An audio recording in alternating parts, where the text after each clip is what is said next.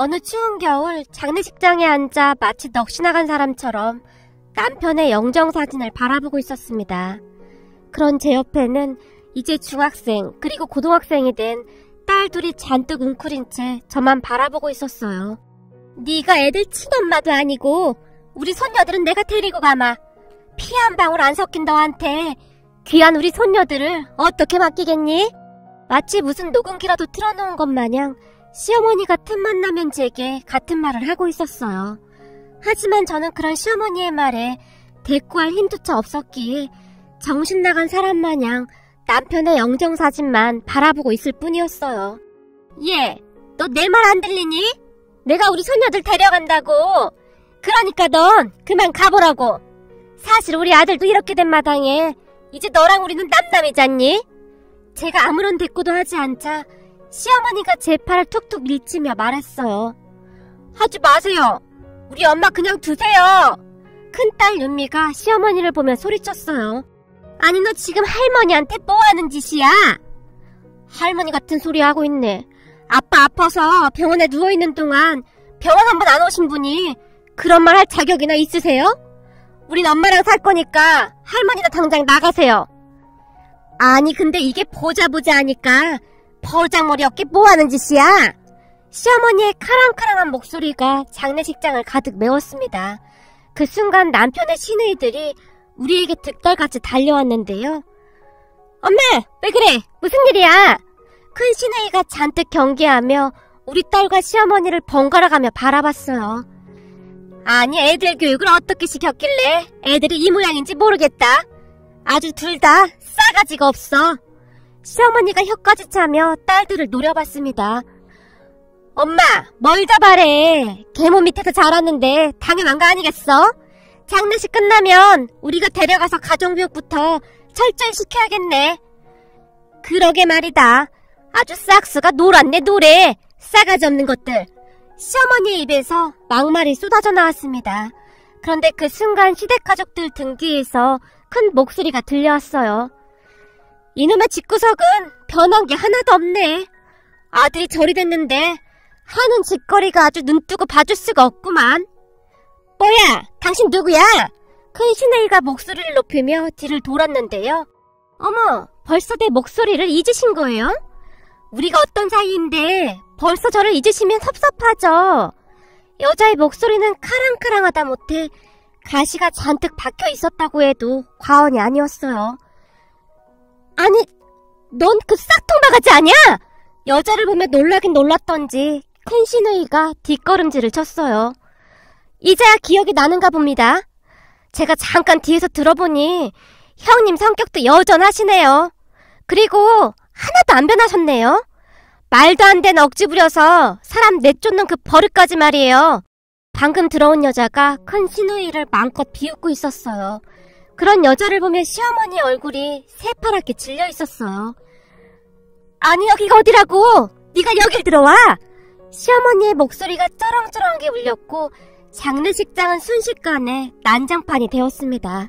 여기저기서 수근거리는 소리가 들리고 난리도 아니었거든요. 내가 저 사람 전처이자 우리 딸들을 낳은 생모인데 그래도 전 남편 가는 길에 인사는 하는 게 맞는 거 아니겠습니까? 거기다 전 남편이 세상 떠나서 우리 딸들도 낙동강 오리알 신세가 됐잖아요? 근데 생모인 제가 어떻게 모른 척을 해요? 우리 딸들의 생모라고 말하던 여자는 굉장히 화려한 그런 사람이었어요. 우선 키도 많이 큰 편이었고 누가 봐도 예쁘다 할 정도로 눈에 띄는 그런 얼굴형이었으니까요. 썩 나가지 못해? 재수없게 네가 여기가 어디라고 와? 시어머니가 남편의 전처를 끌어내려고 했어요. 이 손 놓으시죠? 전 남편 장례식장에 오는 것도 무슨 문제가 되나요? 자꾸 이런 식으로 하시면 저도 가만히 안 있을 겁니다. 생모의 목소리에는 살기가 가득해 보였어요. 그리고 그런 전처의 말에 시댁가족들이 뒷걸음질을 쳤는데요. 아마도 다들 딸들의 생모를 두려워하고 있는 듯해 보였어요. 생모가 남편의 영정사진 밑에 국화 한 송이를 조용히 올려놓고 잠시 머리를 숙이는 듯 했는데요. 윤비 윤정이가 아주 잘 컸네. 생모가 저를 보며 중얼거렸어요. 하지만 우리 딸들은 생모를 보며 더욱 얼음이 되고 말았는데요. 엄마, 작은 딸이 두려운 듯 제게 매달렸어요. 괜찮아. 엄마 여기 있잖아. 그제서야 정신이 돌아온 제가 급히 딸들을 끌어안았습니다. 우리 딸들은 앞으로도 제가 키울 겁니다. 생모를 보며 제가 단호하게 말했어요. 그거야 당신이 하는 거 봐서 결정할 문제고. 근데 이런 나약한 사람한테 우리 딸들을 어떻게 맡겨? 내가 볼 땐 지금 완전히 넋이 나간 것 같은데? 생모가 저를 노려보다시피 했어요. 그건 내가 알아서 합니다. 그러니까 상관하지 마세요. 딸들을 양쪽 팔로 끌어안으며 제가 생모를 노려봤습니다.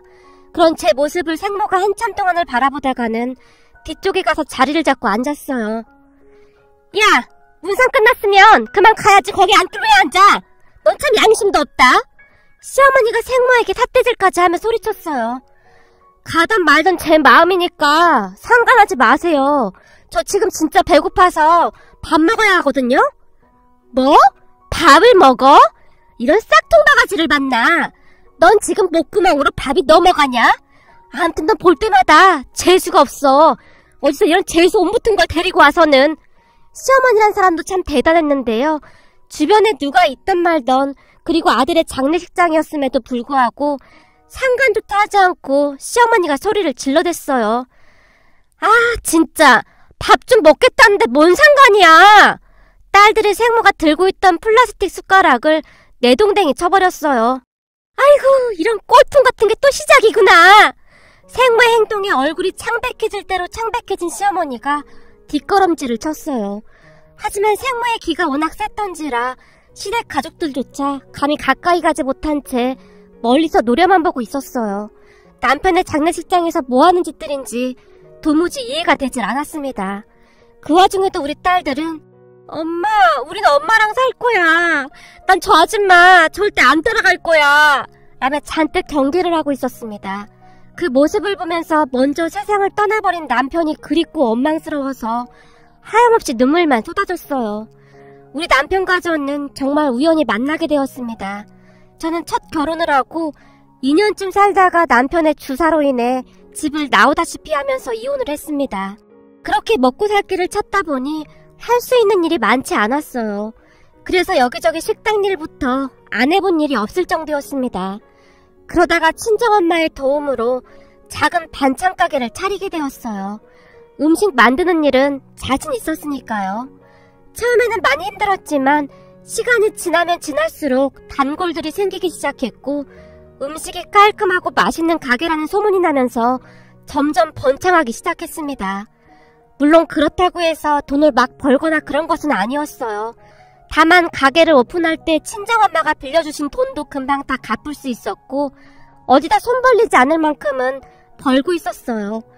남편은 그 반찬 가게에 자주 오던 손님이었습니다. 딸 둘을 홀로 키우고 있다던 남편은 거의 매일같이 반찬을 사러 왔거든요. 우리 딸들 입맛이 엄청 까다로운데 사장님이 만든 반찬은 참 맛있게 먹네요. 덕분에 제가 한결 수월해졌습니다. 혼자 딸을 둘이나 키우시기 힘드실 텐데 정말 대단하세요. 제가 남편을 안쓰러운 듯 바라봤어요. 어쩌겠습니까? 집사람이 저랑 더 이상 못 살겠다고 나가버린걸요. 아니 사장님 같은 분이 어딨다고 그러셨을까요? 저 같았으면 얻고 다녔겠구만. 제 전남편은 허구한 날 술만 퍼마셨거든요. 순간 저도 모르게 그 말이 새어나오고 말았어요. 죄송해요. 저도 모르게 그만. 제가 당황한 채 남편을 바라봤어요. 괜찮습니다. 저도 거짐 막장 드라마를 찍고 이혼을 했거든요. 네? 그게 무슨 말씀이세요? 사실 전처랑 우리 큰누나랑 머리끄댕이를 잡고 난리도 아니었거든요. 전처가 우리 어머니 얼굴에 김치까지 집어던지고 그날 바로 집을 나갔거든요. 거기다 장모님까지 본가에 쫓아가서 다 뒤집어 엎고 막장도 그런 막장이 없었죠. 전처가 집을 나가기 전에 진작 본가 사람들하고 연을 끊고 살았어야 했는데 다 제가 부족해서 생긴 일 아니겠습니까? 남편의 입에서 긴 한숨이 새어나왔습니다. 남편의 말에 의하면 전처의 성격이 아주 어마어마했다고 하는데요. 그렇다고 해서 그렇게 나쁜 사람은 아니라고 했어요. 다만 시댁가족들이 하도 못살게 구니까 뒤집어 엎고 나갔다는 말만 할 뿐이었어요. 사실 전처가 고등학교 졸업할 때까지 운동만 했었는데 대학 진학에 실패하고 나서 조그만 회사에 취업해서 저랑 결혼 전까지 그곳에서 일을 했었거든요. 그런데 그걸 가지고 본가 가족들이 그렇게 무시를 했거든요. 결국 못 견디고 나가더라고요. 본가 가족들과 처가 가족들이 하루가 멀다 하고 다퉜으니까요. 저도 힘들었겠죠.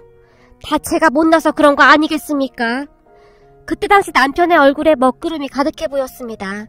그렇게 남편과 저는 살아온 인생 이야기를 하면서 가까워졌습니다.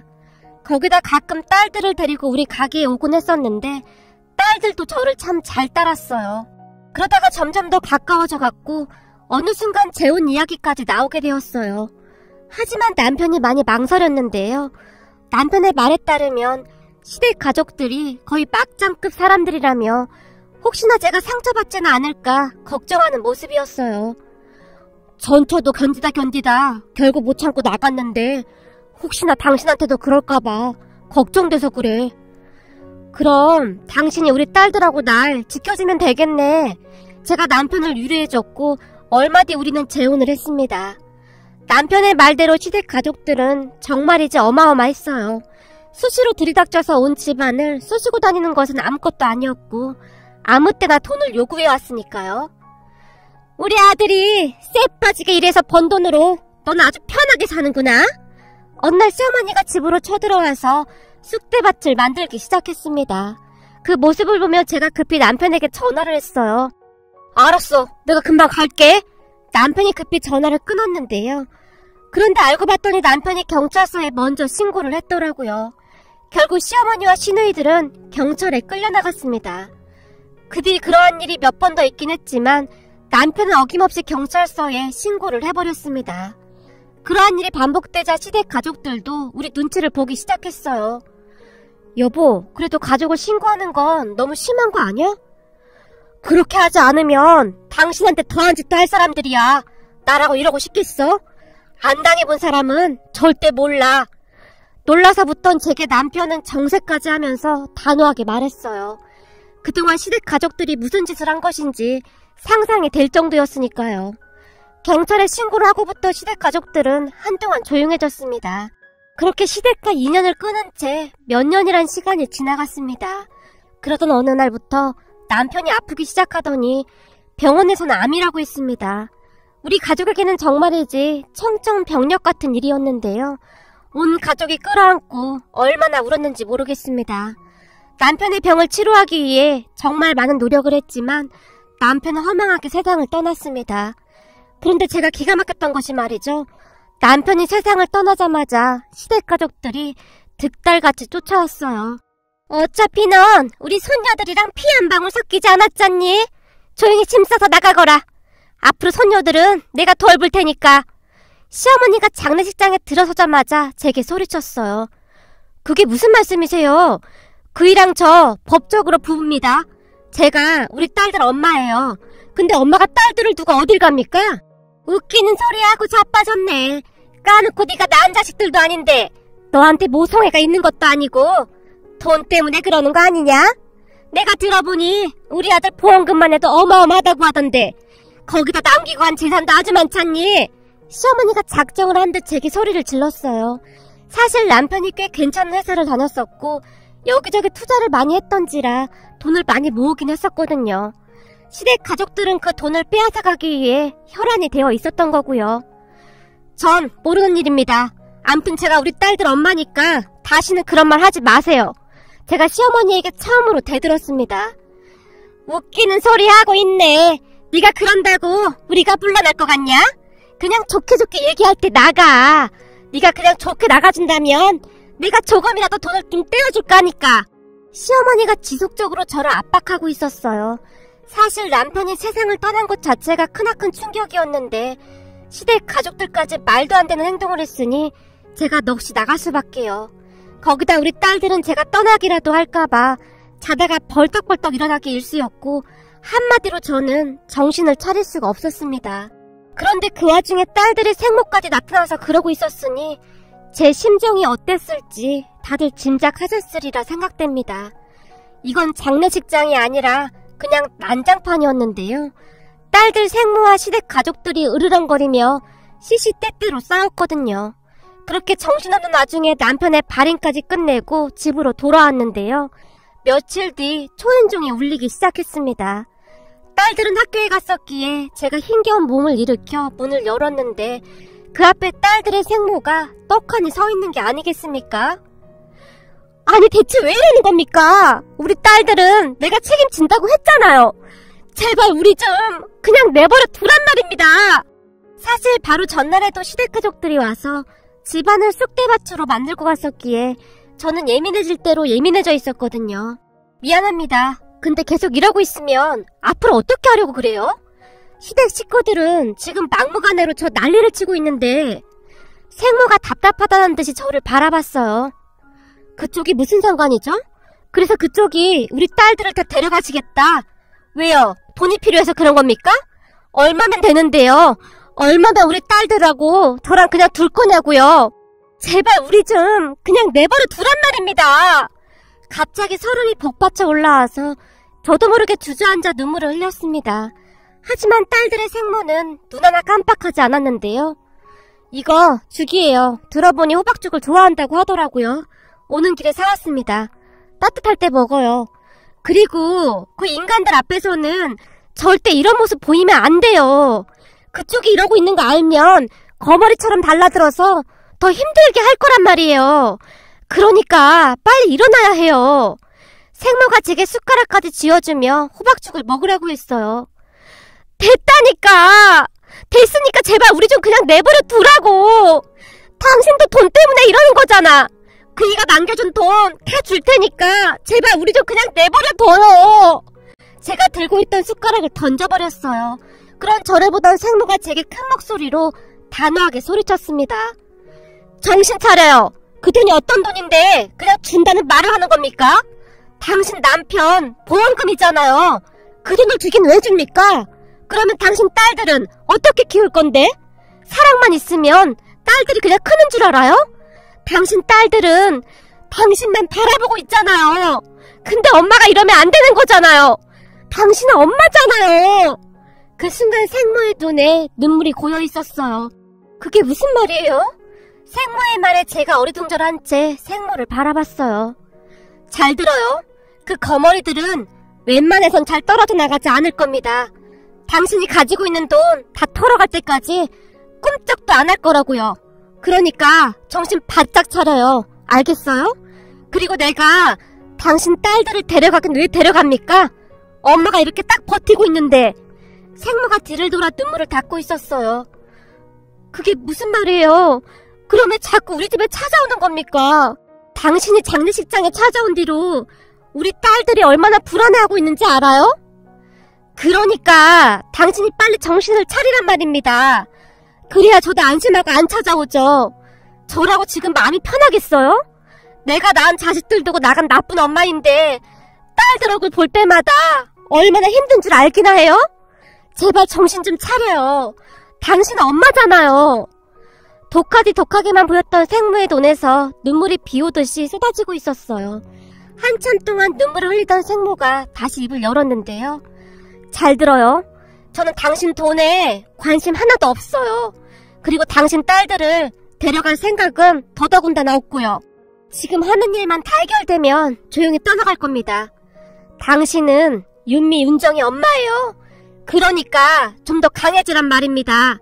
그 인간들한테 절대 한 푼도 빼앗기면 안 된단 말이에요. 생모가 잔뜩 힘까지 주며 말을 하고 있었는데 저는 도무지 무슨 말을 하는지 이해할 수가 없었어요. 그동안 그 인간들이 이 집에 와서 계속 난장판을 피웠었죠? 네, 그렇죠 뭐. 거의 맨날 찾아와서 돈 내놓으라고 난리예요. 휴대폰으로 전화도 계속 왔었죠? 네, 전화야 뭐 수시로 해대니까요. 제가 풀이 잔뜩 죽은 채 대답했어요. 휴대폰 잠깐만 줘봐요. 생모가 제 휴대폰을 받아들고는 뭔가를 찾는 듯 했어요. 그리고는 잠시 후에 여기 봐요. 그동안 통화 내용이 다 녹음되어 있거든요. 이 휴대폰 통화하고 나면 자동 녹음되게 되어 있어요. 생모가 제게 녹음되어 있는 통화 내역을 보여줬어요. 네? 그게 무슨 말이에요? 미안해요. 내가 자세히 설명을 해야 하는데 딸들이 올까봐 마음이 급해져요. 딸들이 날 보면 더 불안해하잖아요. 생모가 휴대폰을 만지작거리며 말했어요. 그러니까 그쪽 휴대폰에 그동안 통화 내역이 다 녹음되어 있다고요. 시어머니랑 시누이들이 협박한 모든 것들이 다 녹음되어 있다 이 말이에요. 그리고 이 모든 녹음된 내용이 결정적인 증거자료가 될 수 있단 말이에요. 네? 증거자료요? 제가 놀란 채 생모를 바라봤어요. 윤미, 윤정이 엄마, 세상은 그렇게 만만하지가 않아요. 사랑만으로 딸들을 지킬 수 없다 그 말이에요. 그 인간들이 다시는 찾아오지 못하게 해야 한단 말이에요. 저는 그걸 도와주러 온 거고요. 사실 애들 아빠가 몇 달 전에 저를 찾아왔었어요. 우리 남편이요? 그동안 한 번도 연락이 없던 사람이 갑자기 찾아와서는 암에 걸렸다고 시간이 얼마 남지 않은 것 같다면서 저를 붙잡고 그렇게 울더라고요. 아, 저를 붙잡고 운 건 다른 뜻이 있는 게 아니라 딸들이랑 그쪽이 걱정돼서 그런 거니까 오해는 하지 마세요. 그때 생모가 믿을 수 없는 말들을 하기 시작했습니다. 만약 자기가 잘못되면 가족들을 좀 도와달라고요. 애들 엄마 좋은 사람이라 아마도 애들을 끝까지 돌봐줄 거다. 그러면서 제가 애어나가시피 했어요. 가족들을 지켜줄 사람은 저밖에 없다고요. 아마도 몇 달 전에 당신 남편이 휴대폰을 새로 사줬을 거예요. 휴대폰 사주면서 통화 내용이 자동 녹음되게 설정해 놓는다고 했거든요. 당신 남편은 이미 이런 사태가 일어날지 다 알고 있었던 거예요. 근데 저한테 왜 그런 말을 안 한 거죠? 제가 놀란 채 입을 딱 벌리고 말았어요. 그 사람은 자기 아내가 너무나 여린 사람이라 녹음되고 있다고 말하면 다 티가 날 게 뻔하다고 했어요. 거기다 윤미, 윤정이 엄마가 이렇게 무기력하게 있을 거라는 걸 이미 알고 있었겠죠. 아마도 그 인간들이 와서 난리를 피우면 애들 때문에라도 그냥 돈을 주고 끝내고 말 거라고 걱정했어요. 하지만 그 사람은 절대로 그러면 안 된다고 했어요. 생모가 긴 한숨을 내쉬었어요. 윤미, 윤정이 엄마한테 꼭 전해달래요. 그 사람들한테 절대 한 푼도 주지 말라고요. 딸들 대학 가고 나면 남는 돈으로 남은 여생 잘 살라고 전해달라고 했어요. 평생 잘해주고 싶었는데 정말 미안하다는 말도 전해달라고 했어요. 생모의 말을 들으며 제가 눈물을 뚝뚝 흘렸는데요. 그러니까 이제 그만 울고 딸들 지켜야죠. 당신만 바라보고 있는 당신 딸들 지켜야 하잖아요. 생모는 말하는 내내 윤미, 윤정이 엄마라는 단어를 강조해서 말했어요. 저는 그런 줄도 모르고 그동안 정말 죄송했어요. 아니에요. 제가 그 입장이었어도 충분히 오해했을 겁니다. 애들 아빠 떠나자마자 전처가 떡하니 나타났으니 당연한 거죠. 거기다 시댁 식구들과 한바탕 난리까지 피웠으니 얼마나 놀랐겠어요. 생모가 저를 보며 빙그레 웃었어요. 정말 죄송해요. 저는 우리 딸들을 데려갈까봐 너무 무서워서 그랬어요. 사실 시댁에서 계속 우리 딸들을 데려간다고 하면 돈 다 주고 우리 딸들만은 지킬 생각이었거든요. 그런 걱정 안 해도 돼요. 우선 집안 거실에 CCTV를 설치하세요. 다시는 발도 못 붙이게 해야죠. 여기가 어디라고 찾아와? 말을 하는 내내 생모는 그저 담담해 보였는데요. 네? CCTV를요? 제가 놀라서 물었어요. 당연하죠. 증거는 많으면 많을수록 좋은 거니까요. 아마도 그 인간들이 계속 쫓아와서 난리칠 테니까 그것도 다 증거로 가지고 있어야죠. 생모가 거실을 두리번거리며 말했어요. 아마도 그 전에 이미 당할 대로 많이 당했었기에 단단히 각오를 한 듯 했습니다. 우선 최대한 빨리 CCTV 설치하고 그 인간들이 와서 난리치면 그냥 내버려둬요. 증거 자료가 웬만큼 모아지면 시어머니한테 전화해서 윤미, 윤정이 학교 가고 나면 여기로 오라고 하세요. 저도 그때 시간 맞춰서 올 테니까 아주 단판을 지읍시다. 물론 잘 알고 있겠지만 CCTV 이야기나 전화 녹음 이야기는 절대 아무한테도 하면 안 됩니다. 그때까지는 조용히 있어야 해요. 그리고 그 인간들하고 싸우려면 힘이 있어야 하니까 밥도 단단히 잘 챙겨 먹고 있어야 해요. 아마도 매일같이 와서 난리를 칠 거니까요. 그때 그 사람이 날 찾아왔을 때 애들 엄마가 호박죽 좋아한다고 자기 떠나고 나면 밥도 제대로 못 먹고 있을 거라고 나한테 호박죽까지 부탁했거든요. 생모는 그 말만 남기고 조용히 집을 나섰습니다.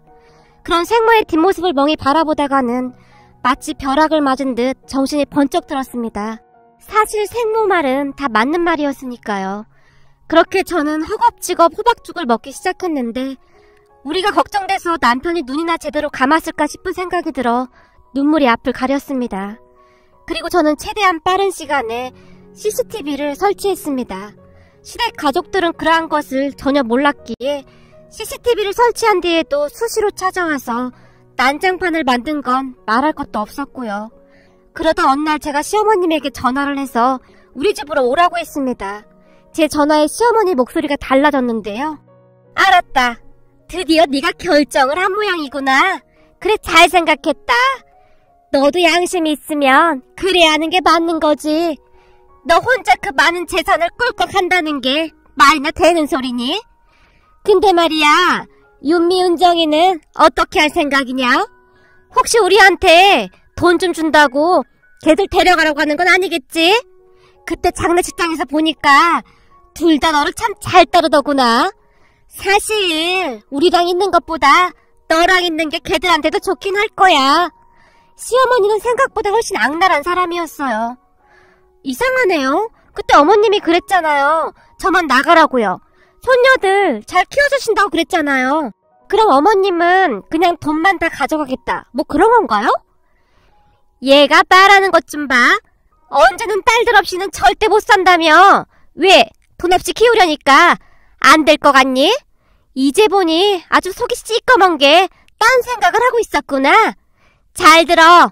네가 가지고 있는 돈은 다 우리 아들 돈이야. 내가 그 아들을 낳은 사람이고 그냥 딱 봐도 내가 다 가져야 하는 게 맞는 거잖아. 솔직히 우리 아들하고 너 사이에 자식 있는 것도 아니고 이건 말도 안 되는 일이잖니. 그러니까 어머님은 그이가 남긴 돈은 다 가져갈 거고 손녀들은 모르겠으니 저보고 키워라, 그 말인 거네요. 근데 저 그이랑 혼인신고해서 법적으로 저한테 모든 권한이 있는 건 아시는 거예요? 말을 하는 내내 심장이 어찌나 뛰던지 손까지 덜덜 떨릴 정도였어요. 다 필요 없고 내일 나한테 다 넘길 생각이나 해. 어디서 따박따박 말대꾸야. 내가 네 딸들 학교까지 찾아가서 개망신 한번 줘봐야 정신을 차리겠냐? 그러니까 정신 똑바로 차려. 어디서 감히 나한테 대들어, 대들긴. 시어머니가 신경질적으로 전화를 끊어버렸어요. 그리고 다음날 시어머니와 시누이들이 우리 집으로 들이닥쳤어요. 아니, 네가 여기는 왜 있는 거냐? 왜? 혹시 너한테 콩고물이라도 떨어질까봐? 시어머니가 생모를 보자마자 쏘아붙였어요. 당연하죠, 어머님. 그 입 보험금이 얼만데 그걸 그냥 보고만 있겠어요? 이래봐도 제가 애들 친엄마잖아요? 생모가 아무렇지도 않게 차를 마시며 말했어요. 아유, 꼴보기 싫어. 저 화상 좀 치워봐라. 시어머니가 시누이들한테 소리쳤어요. 야, 너 당장 나가. 안 그러면 가만 안 된다. 가만 안 되면 어쩔 건데. 나도 절대 못 나가지. 니들 같으면 그냥 나가겠어? 뭐? 니들? 이게 보자 하니까 이제 말을 막 하네? 웃기는 소리 하고 있네. 내가 이혼한 지가 언젠데 그딴 소리하고 자빠졌어. 다 필요 없으니까 당신들이나 꺼지시지. 생모의 말에 큰 시누이가 순식간에 생모에게 달려들었어요. 그리고는 난장판이 됐는데요. 시누이들이 달려들어서 머리끄댕이를 잡고 늘어지고 난리를 쳤지만 생모는 아무런 저항도 하지 않았습니다. 그 바람에 생모의 몰골이 말이 아니었는데요. 잠깐만, 근데 너 왜 가만히 있어? 순간 큰 시누이가 생모에게 따져 물었어요. 그때 생모가 허리에 손을 얹으며 겨우겨우 방바닥을 짚고 일어났어요. 나? 나까지 그러면 쌍방이 되잖아. 그래서 그냥 참고 있는 거지. 당신들은 여전히 머리가 참 나쁘구나. 그때나 지금이나 변한 게 하나도 없네. 왜? 내가 그때처럼 당할 줄 알았어? 당신들 지금 내 몰골 보이지? 이 정도면 몇 주 진단 나올 것 같아? 난 오늘 가서 진단서 뗄 거고 당신들 싹 다 고소할 거야. 웃기는 소리 하고 있네. 증거 있어? 증거 있냐고. 큰 시누이가 가소롭다는 듯이 생모를 바라봤어요. 증거? 당연히 있지. 저기에 CCTV 다 있거든. 말을 하던 생모가 휴대전화를 꺼내서 경찰에 신고를 했습니다. 당신들 경찰서 자주 왔다 갔다 해서 이젠 경찰이 얼굴도 다 알아보겠네. 앞으로 자주 봐야 할 텐데 그냥 이번 참에 경찰이랑 친하게 지내봐. 뭐야, 저거 진짜 CCTV 맞는 거야? 시댁 가족들이 혼비백산한 채 어쩔 줄을 몰라 했어요. 그럼 경찰서에서 보자고. 아, 내 턱 돌아간 것 같아. 이거 어쩔 거야? 턱이 안 다물어지네. 허리를 펴지도 못하겠고. 세모가 쓴 웃음을 지으며 비웃고 있었어요. 그리고 잠시 후에 경찰들이 집으로 들이닥쳤고 그 사람들을 다 끌고 갔습니다. 그 모습을 보며 생모가 제게 조용히 말했어요. 제가 변호사 알아봐놨으니까 앞으로는 변호사가 다 알아서 할 거예요. 그러니까 너무 걱정하지 말아요. 아마도 다시는 얼씬도 못할 테니까 난 절대 합의 안 해줄 거거든요. 정말 고맙습니다. 전 그런 줄도 모르고 너무나 미안한 나머지 제가 고개를 푹 숙였어요. 윤미, 윤정이 엄마, 애들 잘 키워줘서 고마워요. 나보다 훨씬 잘 키웠더라고요. 생각 같아서는 제가 데리고 가고 싶지만 윤미, 윤정이는 나보다 당신을 더 좋아하니까 앞으로도 잘 부탁해요. 생모가 간절한 표정으로 말했어요. 그래도 애들은 만나봐야 하지 않겠어요?